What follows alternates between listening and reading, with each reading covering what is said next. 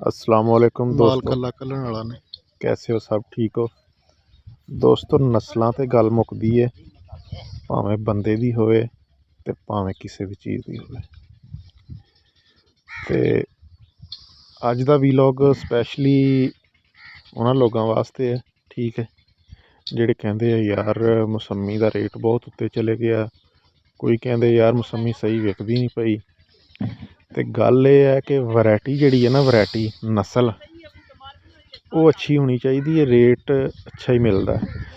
तो अज मैं तुहानू ना दो बेहतरीन किस्म दियां वैरायटियां विखाण लगा, ठीक है। तो गौर ना वेखियो, ए मौसमी है जी लकीरदार और बच्चा बाग है, माशाअल्लाह मालक ने मेहनत भी बहुत की है, ठीक है। बट्टी साहब अज तेरी वीडियो और चलसी नेट पे तुसी कटाई चेक करो कि तरीके नाल मैं कटाई करवांदा पिया, ठीक है। और इसकी पैकिंग जिस टाइम होनी है और स्पैशल जानी है, स्पैशल यदी पैकिंग होनी है और स्पैशल चीज़ है, इसका रेट तो आप ही फिर मिलना है। देखो चेक करो ज़रा, नस्लों ते गल मुकदी है, चेक करो ज़रा, बिल्कुल बच्चा पौधा है, ठीक है। और इन्हें अपनी हैसियत तो ज़्यादा जड़ा ना फल चुकया है, छोटा जिहा पौधा बिल्कुल माशाअल्लाह।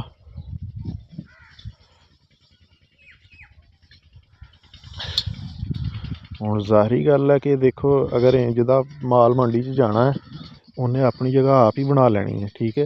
एह मौसमी की एक क्वालिटी तुहानूं चेक करवा रहे हैं, ठीक है। और जी मेरा हेलमेट वेखियो बचावे ढेर लगा, चढ़ाई छड़ाई लगी है शहजादियां ने, देखो माशाअल्लाह बड़ा साफ सुथरे तरीके नाल जिहड़ा ना मौसमी नूं एक जगह ते ढेरी लाया है। और मज़े की गल हाले इसकी छांट होनी है, देखो छांट करते पे ने, और बड़ा प्यारा और खूबसूरत जिहड़ा ना इसका नज़ारा है माशाअल्लाह। ते देखो कोई भी काम जिहड़ा ना छोटा नहीं हुंदा, ये डायलॉग भी तुसीं सुनिया होना, लेकिन ये बिल्कुल हकीकत है, ठीक है। ये कोई भी कारोबार है, उस चीज़ का इन्हिसार है तुहाडी तवज्जो ते, ठीक है, तुहाडी मेहनत ते। और यह देखो, तुहानूं पहचान होनी चाहिए है नस्ल की, भावें किसी भी किस्म का कारोबार है, कोई भी काम है, नस्ल तुहानूं मैं दस्सिया भी बड़ा मायने रखदी है माशाअल्लाह। भी देखो यह जिहड़ा हुण ढेर है, इहदे विच कोई छांट का दाना नज़र नहीं आ रहा, कोई डैमेज दाना नज़र नहीं आ रहा, ठीक है। और किहड़े अच्छे तरीके दे नाल मकसद पौधों तो तुड़वा के टापियां दे विच ढेरी लाया, ताकि इन्हूं मिट्टी घट्टा ना लगे, ठीक है। और इसकी जिले पैकिंग करके भेजना है, इन्हें आप ही रिजल्ट देना, ठीक है। और एक बेहतरीन क्वालिटी लकीरदार मौसमी है, ठीक है। यह देखो माशाअल्लाह पौधों की सेहत ही दसदी है। हुण एक साइड तो मौसमी सी, दूसरी साइड तो मैं तुहानूं ना शक्करी चैक करवाना।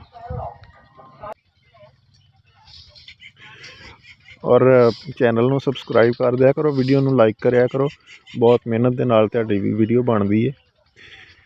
ए ज़रा हुण चेक करो शक्करी, ठीक है। शक्करी का टेस्ट मौसमी नालों डिफरेंट हुंदा, और बिल्कुल ज़रा बराबर भी इस दे विच खटास नहीं हुंदी है, ठीक है। भावें शक्करी की कोई भी नस्ल होवे, लेकिन यह चेक करियो ज़रा, ए बूटियां की ग्रोथ और इन्हां दा देखियो ज़रा कलर, माशाअल्लाह जी माशाअल्लाह कह दिया करो जिसले वेखदे जे। ते अल्लाह पाक खैर करे। देखो इन्हें मंडी च जाना, इन्हें आप ही गाहकां नूं आवाज़ देनी, आओ जी इधर आओ ज़रा, ठीक है। माशाअल्लाह मौसमी नालों ना इसकी जिल्द भी डिफरेंट हुंदी है, सानूं तो पहचान है इसकी, जिहड़ी मौसमी है उसके उत्ते लकीरां बनियां हुंदियां, लकीरदार मौसमी। तो जिहड़ा शक्करी है बिल्कुल क्लीन इहदी जिल्द हुंदी है, और जिहड़ा अच्छी नस्ल दा बहुत पतली छेले दी हुंदी है उतों। तो यह ज़रा देखो ना तुसी, इसका कलर कैसा है, और इसकी मिठास यकीन करो भाई कमाल है। मैं अज बहुत ज़्यादा दाने इसके खाधे, बहुत मज़ा आया। गल ये कि अच्छी चीज़ नूं खाण नूं हर बंदे दा दिल करदा है। यह देखो माशाअल्लाह।